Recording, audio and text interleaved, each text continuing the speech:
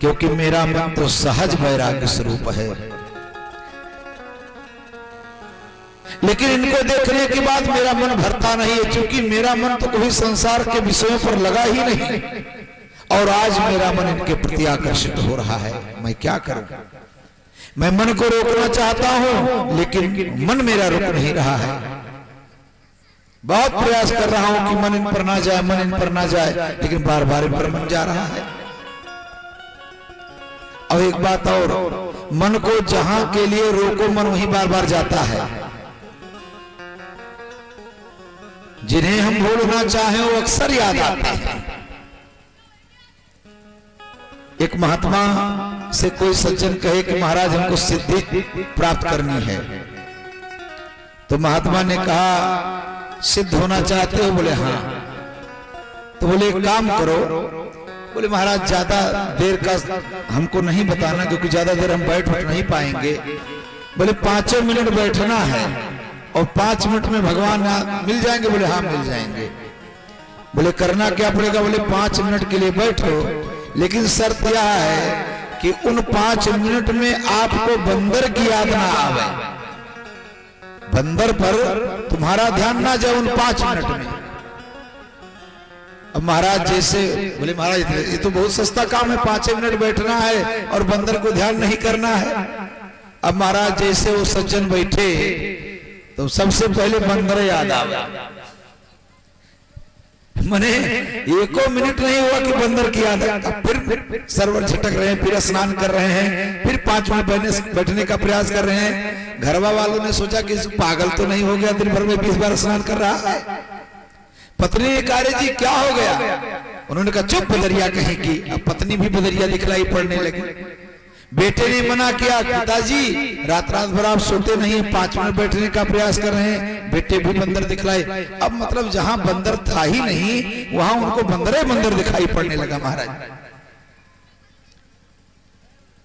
महाराज जनक ने कहा कि सहज विराग रूप मन मोरा तकित होत जनि चंद चकोरा। जो सहज मेरा मन वैराग्य स्वरूप है, क्योंकि इनका नाम विदेह है। देह से तो इनका कोई संबंध ही नहीं है। देह पर तो कभी इनकी दृष्टि गई ही नहीं महाराज, बिना देह के हैं। देह से कोई, देह के आसक्ति से कोई मतलब नहीं महाराज, देह के विषयों से कोई मतलब नहीं इनका। और आज इनको देखने के बाद हमको लगता है कि ये शायद परब्रह्म परमात्मा के रूप में दोनों लोग आ गए हैं। महाराज आप इनका परिचय कराइए, कौन है? ताते मैं पूछो सति भाव, कहो नाथ जिन करहु दुराऊ। इसलिए मैं पूछ रहा हूं आपसे, क्योंकि आज तक इतनी अवस्था हमारी हो गई। जैसे महाराज चौथेपन में राम जी मिले थे दशरथ जी को, वैसे चौथेपन में किशोरी जी का भी जन्म हुआ था। आज तक मेरा मन इधर उधर, आज मेरा मन अगर जो जा रहा है तो जरूर इसमें कोई कारण है। आखिर इनकी तरफ इतना आकर्षण क्यों हो रहा है? कुछ ना कुछ तो बात है। महाराज क्या हो रहा है आपको? बोले इन्हीं बिलोकत अति अनुरागा,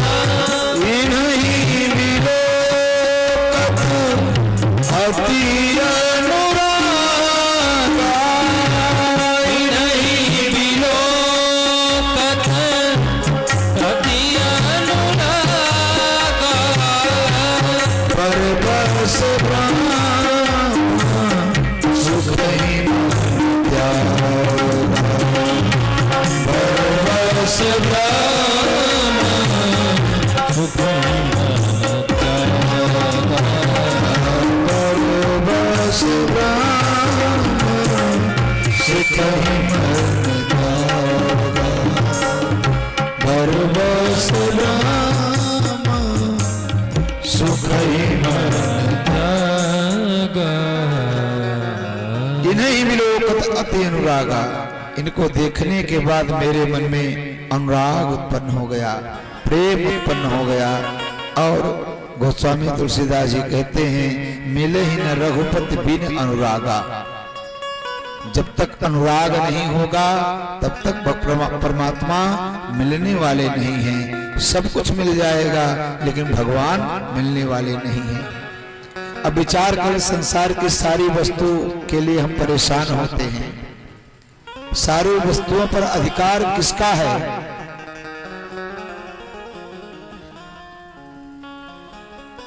इस संसार की गतिविधियों पर नहीं अधिकार किसी का है। जिसको हम परमात्मा कहते, यह सब खेल उसी का है। तो जब परमात्मा ही हमारे हो जाएंगे तो फिर किसी के होने ना होने की क्या चिंता रहेगी। हम संसार के लिए दौड़ते हैं।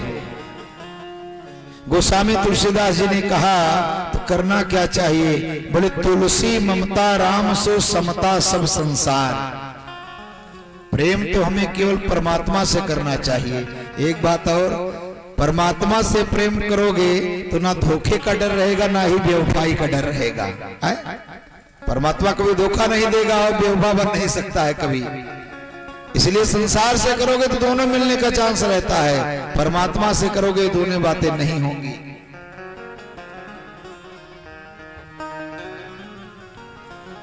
तुलसी ममता राम सो समता सब संसार। लेकिन हम परमात्मा से प्रेम नहीं करते हैं, परमात्मा से केवल व्यवहार करते हैं और प्रेम संसार से करते हैं, उल्टा करते हैं महाराज। और अगर जो वही प्रेम हम परमात्मा के ऊपर, आप जितने भी भाई, हम लोग शास्त्रीय पुराण को प्रमाण मानते हैं। तस्मात् शास्त्रम प्रमाणम ते कार्या कार्य व्यवस्थितो। क्या करना है क्या नहीं करना है, शास्त्र हमारे प्रमाण है। संसार से जिसने भी प्रेम किया, प्रीति करी काहू सुख न ले हो। अलिसुत प्रीति करी जल सुत सो। अलिसुत माने होता है भंवरा और जल सुत माने होता है कमल।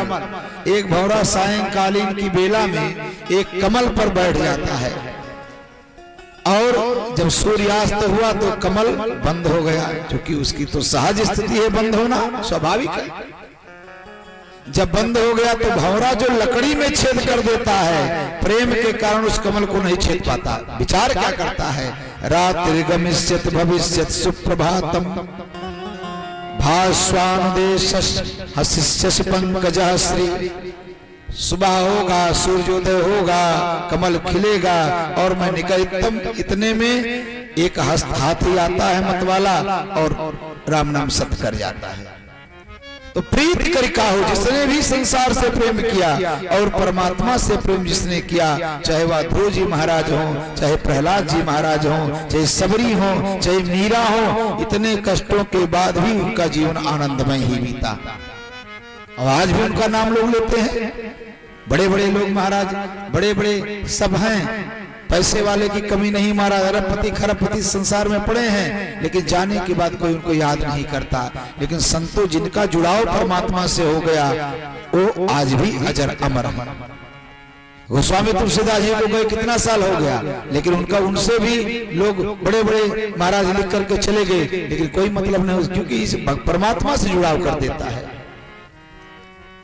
तो तुलसी ममता, हम संसार के लिए चाह करते हैं और चाह महाराज इतनी खतरनाक वस्तु है, इसको चाय पीने की आदत पड़ गई और महाराज उसको चैन नहीं मिलता है। 4 बजे लोग चाह बनवा लेते हैं।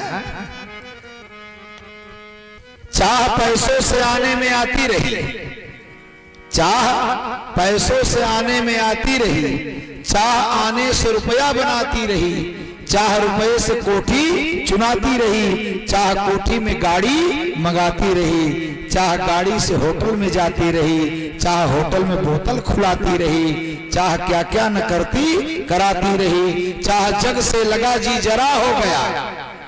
लगेगा गांव में खरीद लेंगे महाराज समूह को, जो पी लेंगे तो और सुबह पता चला कि सब्जी उलाने का पैसा जेब में नहीं है।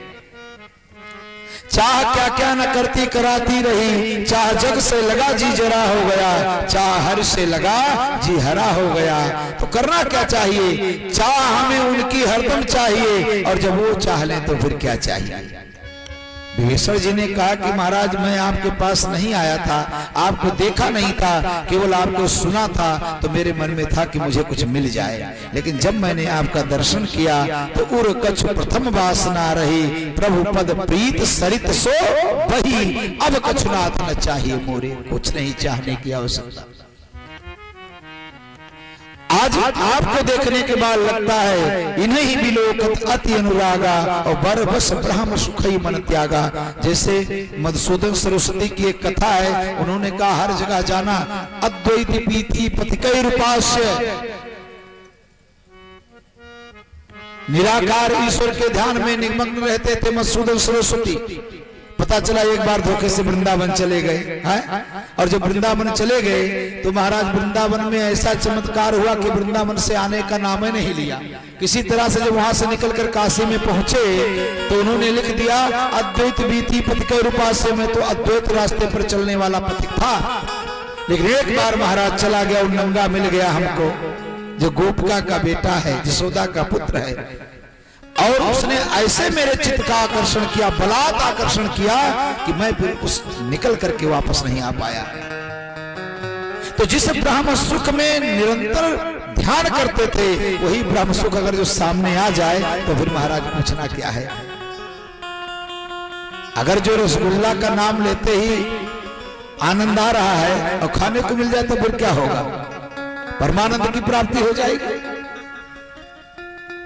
और जगत नियंता जो इन्हें विलोकत अति अनुरागा, बरबस ब्रह्म सुखई मन त्यागा। महाराज अब बताइए कौन है ये। विश्वामित्र जी ने परिचय देना चाहा, परमात्मा का कौन सा परिचय है, लेकिन विश्वामित्र जी ने कहा ए प्रिय सब ही जहां लगी प्राणी। अब विश्वामित्र जी ने एक लाइन में कह दिया सबको प्रिय लगने वाले हैं, ये ऐसे ही हैं। इतने में भगवान ने मुस्कुरा दिया, मन मुस्का ही राम कहवानी। और महाराज भगवान का मुस्कुराना, जैसे ही भगवान मुस्कुराते हैं तैसे समझो भगवान की माया व्याप्त हो जाती है। भगवान ने जैसे ही मुस्कुराए कि माया व्याप्त हो गई, और जब इशारा कर दिया मन ही मन गुरुदेव दैहिक दृष्टि से आप मेरा परिचय कराइए, आध्यात्मिक दृष्टि की तरफ मत जाइए, क्योंकि वो शरीर के रूप में पूछ रहे हैं। परिचय कराया कि रघुकुल मणि दशरथ की जाए, रघुकुल मणि दशरथ की जाए, मम हित लागी नरेश पठाए, मम हित लागी नरेश पठाए,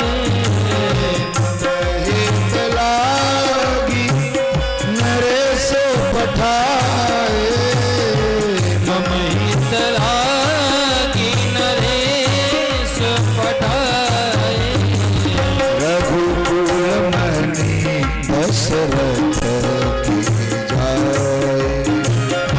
रघुकुल मणि दशरथ की जाए। मतलब विश्वामित्र जी महाराज ने इशारा ही इशारा में कह दिया कि जो तुम सोच रहे हो ये वही है। क्योंकि पहले चिंता किसको हुई थी, महाराज दशरथ भी कह सकते थे, राजा दशरथ भी कह सकते थे, लेकिन नहीं कहा। कहा क्या बोले, रघुकुल मणि। ये रघुकुल मणि शब्द का प्रयोग एक बार और हुआ है। जब महाराज दशरथ के बारे में बताने की प्रक्रिया गोस्वामी तुलसीदास जी ने चालू की, तो उन्होंने कहा अवधपुरी रघुकुल मणि राऊ, वेद विदित दशरथ नाऊ। वहां रघुकुल मणि शब्द का प्रयोग किया, और यहाँ किया। कहने का भाव यहाँ है गोस्वामी तुलसीदास जी के कि वहां पर रघुकुल मणि कहाँ गए, गुरुदेव के पास गए। गुरुदेव ने क्या कहा कि धरो धीर हुई है सुचारी, त्रिभुवन विदित भगत भय हारी। तो ये वही हैं जो आप कह रहे हो कि इनको देखने के बाद बरबस ब्रह्म सुखई मन त्यागा। तो रघुकुल मणि दशरथ के जाए, और मम हित लाग नरेश पठाए। महाराज ये रघुकुल मणि महाराज दशरथ के पुत्र हैं। इनका नाम राम और लक्ष्मण है। मेरे जग की रक्षा के लिए महाराज दशरथ ने भेजा है। महाराज जनक मुनि तव चरण देख कहराओ, कहीं न सके निज पुण्य प्रभाव। आज मेरा सौभाग्य है कि ऐसे लोगों का आगमन आपके कारण हमारे नगर में हो गया। मैं सोच रहा हूं महाराज कि आप यहां रहने के लायक नहीं हैं। ठीक है, आप तो मुनि महात्मा है, आप कहीं भी रह लेंगे, लेकिन ये तो राजकुमार है ना। और महाराज दशरथ जी को अगर जो पता चलेगा कि हमारे पुत्रगण जनकपुर में गए थे तो उनकी व्यवस्था क्या हुई, तो थोड़ा उनको अच्छा नहीं लगेगा। इसलिए आप यहाँ मत रहिए। कहाँ रहिए? बोले सुंदर सदन सुखद सब काला, तहाँ बास ले कीन भुआला। सुंदर सदन क्या है? सुंदर सदन किशोरी जी का निज निवास है, जहां पर जानकी मैया रहती है। जानकी मैया से कहा बेटी तुम कुछ दिनों के लिए मकान खाली कर दो।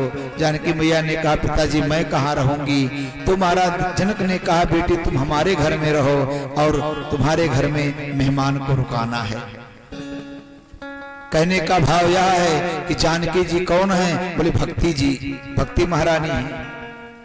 राम जी कौन है? बोले ज्ञान है। और लक्ष्मण जी कौन है? बोले वैराग्य स्वरूप है, जीवाचार्य हैं। तो आध्यात्मिक दृष्टि से मानो कह दिया कि तुम